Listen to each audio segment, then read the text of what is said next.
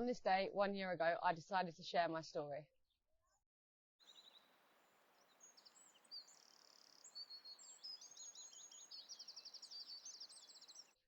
I think having a long journey in mental health and the experiences I had on early days, I kind of realised I kept it to myself for 8 years.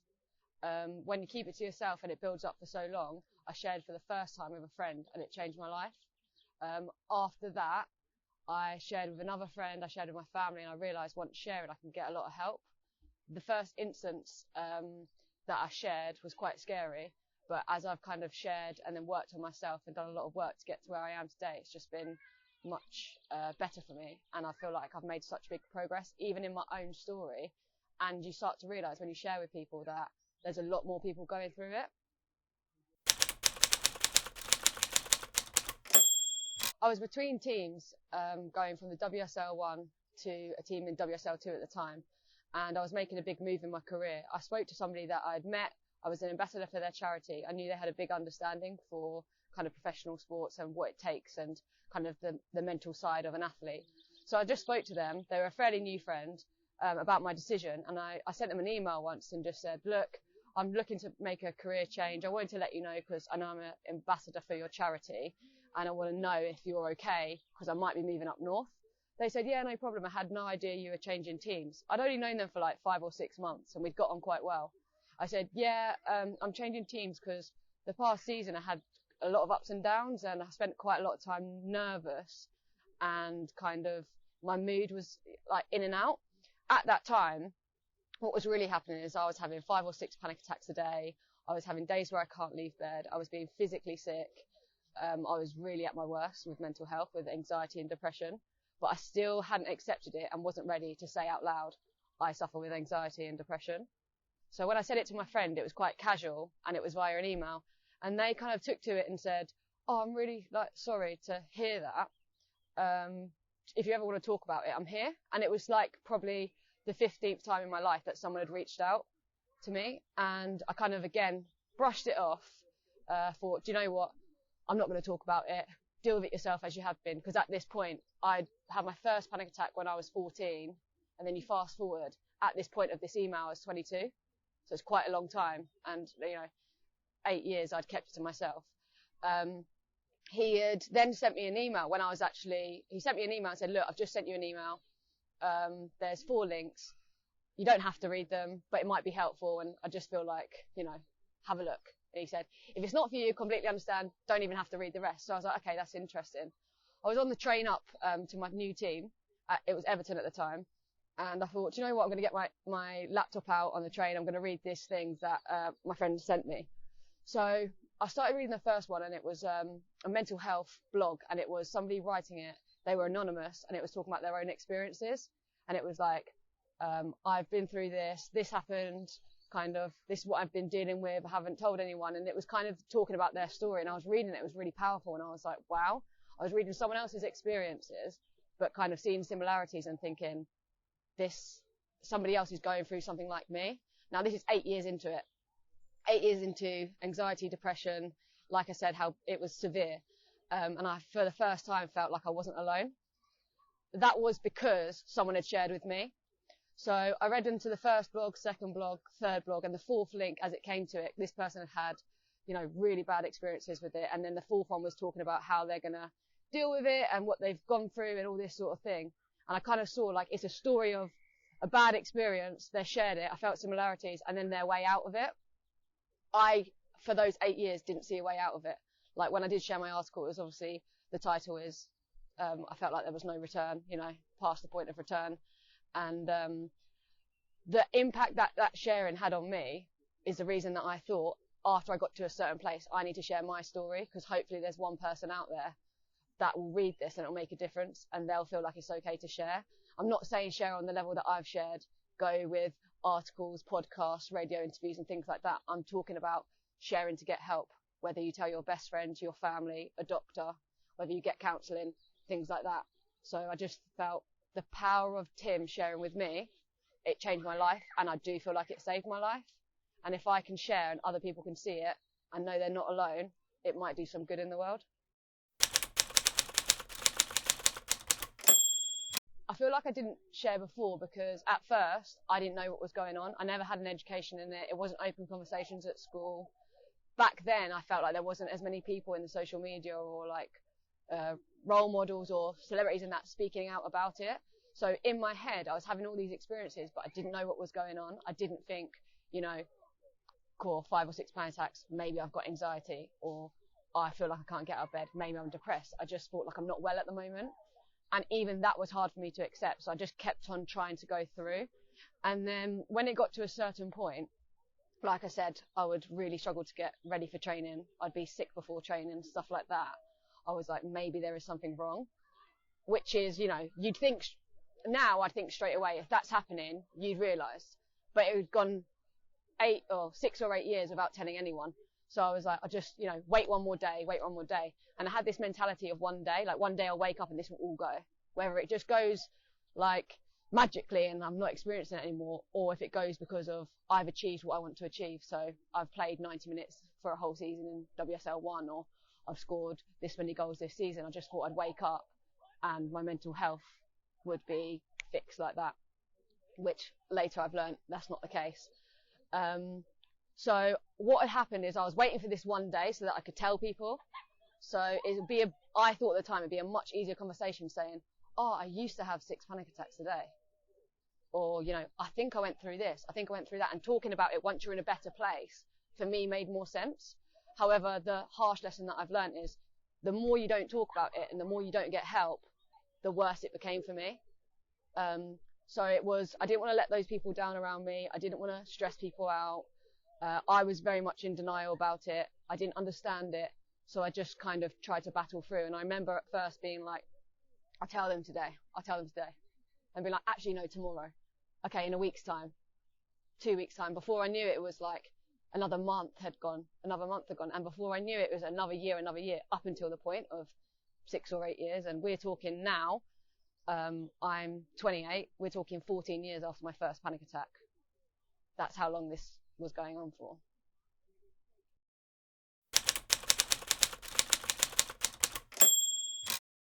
After sharing, like, there was loads of different points in my life that I'd shared, so it depends what kind of scale. When I shared with my friend Tim on the emails, that was the first time, and with his response to the articles, I was like, oh, okay, that wasn't that bad. And then I told my best friend, and it was like, yeah, that's okay, like, I'm here for you. And it was like, that's actually not that bad. That's not what I thought it was going to be. And then the one with my family was quite hard. Like it says in the article, I've really found it hard to have the conversation with them, mainly because I was worried about how they react in themselves, like not with me, but more so how much stress would I put on them. They've got another thing to worry about. We'd had quite a lot going on anyway. So with them, the build up to telling them was with everyone, the build up to telling them is much worse than the actual reaction and the after feelings. And I kind of explain it on some workshops that I'm doing now. Like, if I've got a heavy backpack of loads of bricks of my feelings and all that sort of stuff, by telling one person, it's kind of like I took one out and it's taking the weight off your shoulders because you're sharing. And like, if I said to you, can you hold this brick for a second? This is how I'm feeling. You're not going to carry that brick around with you forever. You know, you'll be there as a friend, but it's not the burden that I thought it was. And I kind of use that now to speak to the young players and stuff, in the sense of, by getting help and by sharing, you're taking some of the weight off your shoulders. And dealing with something like this alone, or anything alone, I think can be dangerous, and we shouldn't. So I never had a bad experience of sharing. The build-up's much worse than the after effect or the things, and kind of opened me up to kind of realising that the world is so accepting. And in all my experiences of sharing, I've never had one bad comment, one thing. And we know what social media is like nowadays, but I haven't had that, and I've not had a bad experience of sharing.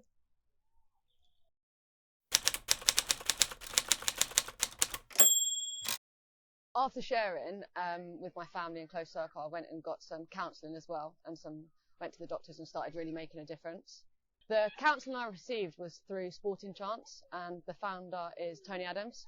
So after years of getting help with them and really making a difference to my own mental health, I actually got the privilege of meeting him. So we met in London and we were having a conversation. I basically thanked him for like all the work he does in mental health.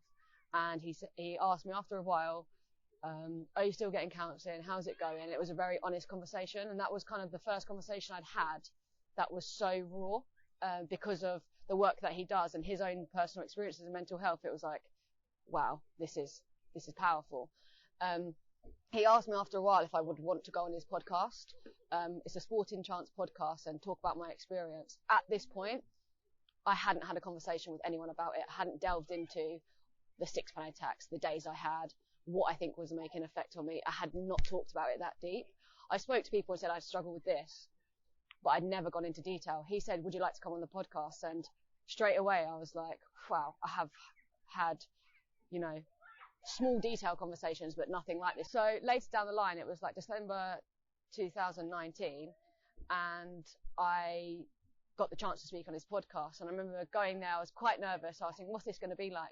I walked up the stairs and he was like, how are you? How are you doing? Are you sure you're ready to do this? Are you feeling okay? I said, yeah, I'm absolutely fine. And he was like, okay. All right, so this is how it's going to work. And he said to me, we're going to go in the room. It's about you sharing your story the way that you want it to. So I'm going to, introduce you and then off you go. And I thought, he's not going to ask me any questions. Like, is there any, and he goes, no, there's no questions because I want you to tell your story your whole way. So basically my first experience of sharing, very different to this. My first experience of sharing was sitting opposite one of my idols after growing up playing at Arsenal, Tony Adams, someone that I know had experience with mental health, now worked in mental health and changes people's lives. And I just had to sit there with a microphone in a studio and speak to him. It was the rawest conversation I'd ever had. There wasn't much conversation. It was the rawest experience I'd had about talking about it. But the feelings after, I kind of was like, wow, like I've got it out there. Now people might be able to listen to this. People that are even close to me can listen to this and now know me a little bit better because I'd kept it so long under that mask, the mask of happiness, the mask of, oh, I'm bubbly, I'm out there, like we're, always having a good time. I think it's an experience that could be quite hard to get it out there, but for some reason I just felt really relaxed and was at a point where I'd done loads of work, I'd gone through the counselling. I mean, I'd had ages to work on myself. I think this is a hard experience talking about and things like that. Especially back then, I hadn't spoke about it so honestly with anyone. But I got there, I felt relaxed. I felt this is maybe what I'm supposed to do, get this story out there after so long keeping it in, and dealing with everything myself, not telling another person. It's kind of like such a big release to now be myself. And like I've spoke about plenty of times, wearing that mask and pretending I'm okay, no matter what day I've had. So when I've been playing football, having panic attacks in sessions, turning up, like, no, I'm fine, I'm going home and living with teammates and being like, I'm absolutely fine, always having a laugh. But inside, I felt the complete opposite. Whereas after sharing with him and on that podcast, it's kind of just kick-started this whole thing. And that's what kind of led me into doing the article with Palace. Since then, I've done, podcast interviews, and now I'm working with a charity called iucsf. And so far this season, I've spoke to 13 WSL academies and RTCs. There's over, 140 girls about my experience and how, if anybody is dealing with anything, we can make a difference and kind of helping them see the positivity of sharing.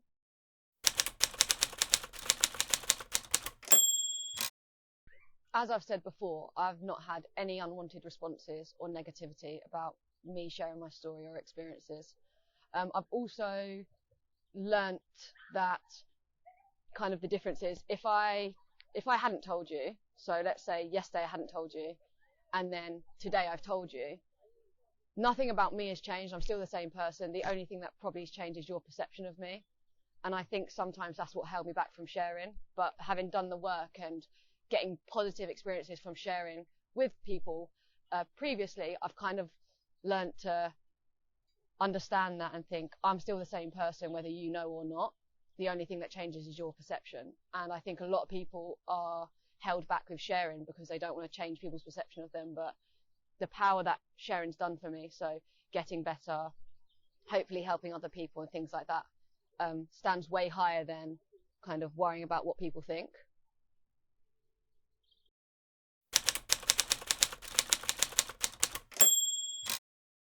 I think there's a lot that can be done to help those dealing with mental health, or those even around people that are dealing with mental health. I think conversations and showing that these things do happen more, and hopefully something like this, or, you know, in the limelight now, people are sharing. And like for me, when my friend shared, or when Tony Adams shared, or, you know, more people are coming out and talking about their experiences, it normalizes it.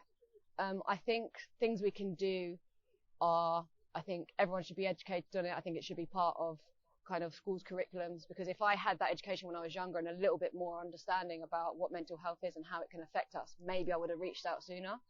So there are conversations like need to happen, I think, earlier in people's lives, and education. I think being there for each other. I think a really big thing is checking in on each other. But when you do check in on each other, take a moment to actually think about their answer and how they are. I had loads of times in my life that people have said, "How are you doing? Are you okay?" And even if not, I've said, "Yeah, I'm fine." I know that we've all had the experience of someone said, "No, I haven't had a really good day." And then someone goes, "Oh, really? Me too."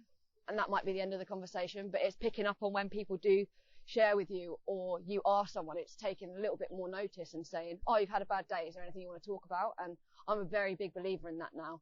People probably sometimes think, "Okay, give it a rest." Like I said, "I'm fine," or "Give it a rest. Like, I've had a bad day," but, you know, I do take as much notice as I can as those around me. And if I notice a difference in someone, I will ask them. And I know sometimes that can make people feel uncomfortable. Or, you know, at training, for instance, if I feel like someone doesn't seem themselves, or they're not feeling great, I would send them a message after and just say, "I hope you're okay." And I know sometimes that might seem too much, or kind of, I'm not doing it for the nosy sense. I'm doing it more check in on people and take notice, and do it more often.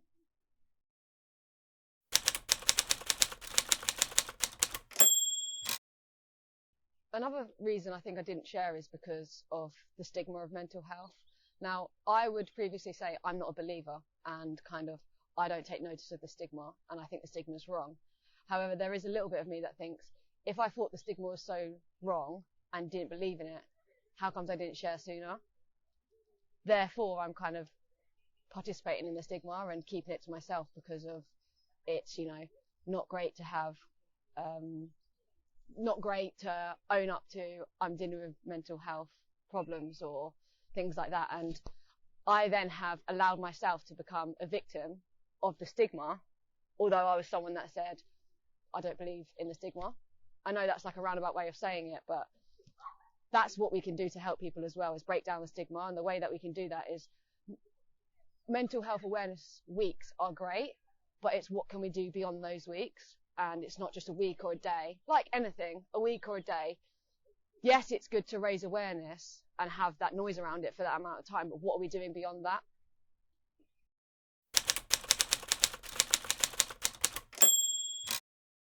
After reading the blogs that were sent from Tim, I got off the train. I was in Everton. I was like, right, I need help. And it was a thing of, okay, I'll get help next week. All right, the week after. And I found myself getting into that cycle again of like pushing it back, until I'd had some really bad days, and some of the darkest thoughts I had. I was like, I really need to do something. So for some reason, obviously with the help of Tim sharing, I did get help. I went to the doctors.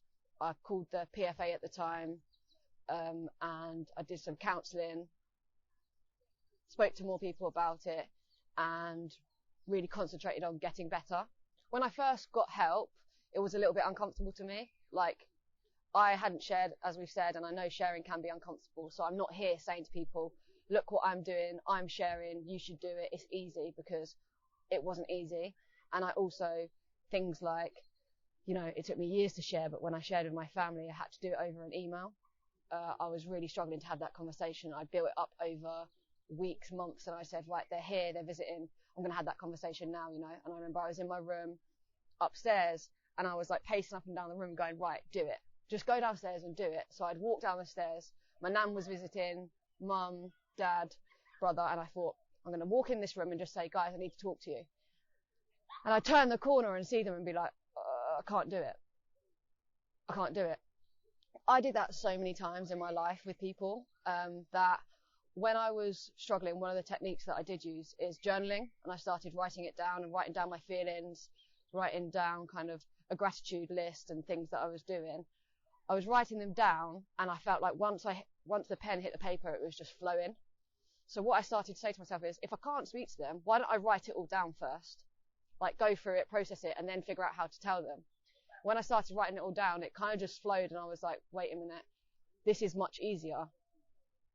So I did that, I kept that, and thought, I'll tell them. And the build up to telling them so long, I just kind of got to a point where I was like, if I can't tell them, I'm going to have to write to them. Which, is probably a bit strange to some people, but I was like, the easiest way for me to get my words out is writing. So I'm going to write it. I'll send it. And I was like, I'm in Everton. Like, am I going to send it in the post? And I just thought, I'll message it. And then I was like, it's such a long thing to put down. I'm going to email it. Because I did type it out on my phone loads. I was like, so many screens, scrolling down. I'll email it.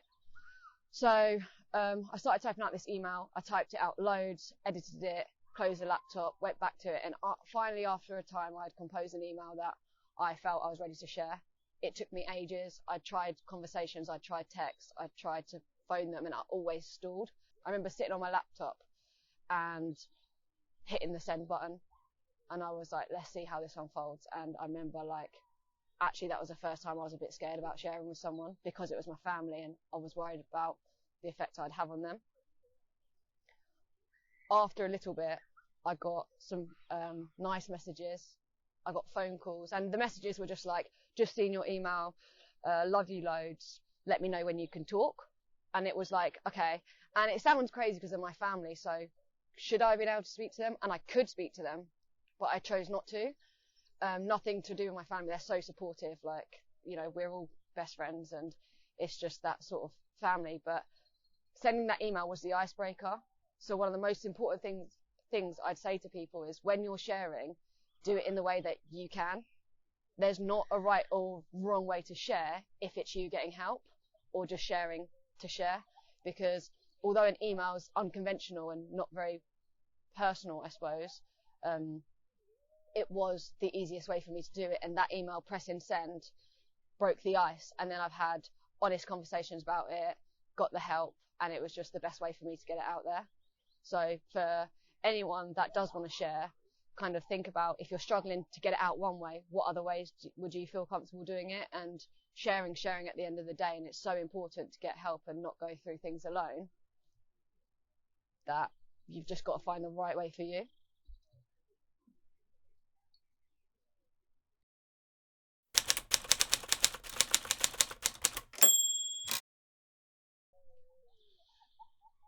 So since I have shared in football, things have got a bit easier for me.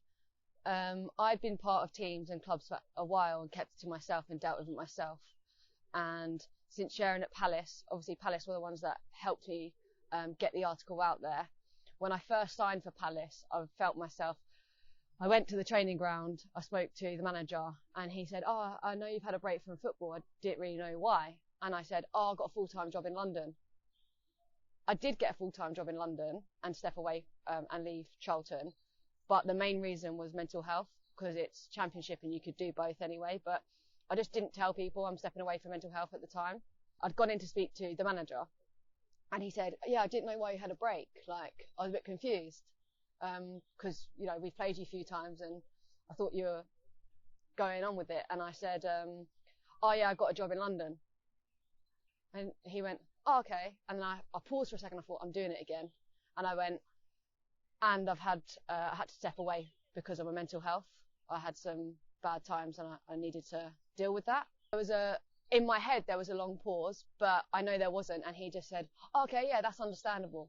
Well, anyway, let us know if you do want to come down, and then we just carried on with the conversation. And it was the first time that I told someone openly in football, especially someone that we'd spoke about me signing and joining the team, but I didn't feel there was any effect on it. I didn't feel like it was taken, negatively, or that it had, changed his mind. And I remember leaving thinking, I wonder if I'll get a text tomorrow.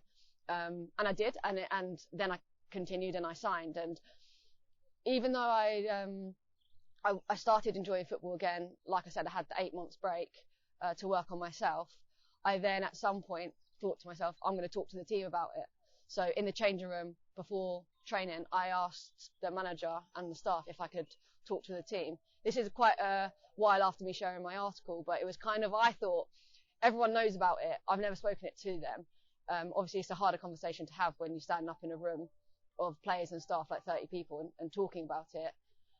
But I kind of felt like, as well as sharing the article, I wanted to lead by example that you can talk about it. So I had a conversation with the team, and it was, I did have a pause, have a cry during it, and I got nervous and things like that. But it's had a positive impact, and I just feel, I know quite a few people in the league from my playing experiences, if it's coaches, players, staff, and whether they read the article or not, or they know about this or not, like, I'm just going to be myself, and I don't think it will have a negative impact going forwards.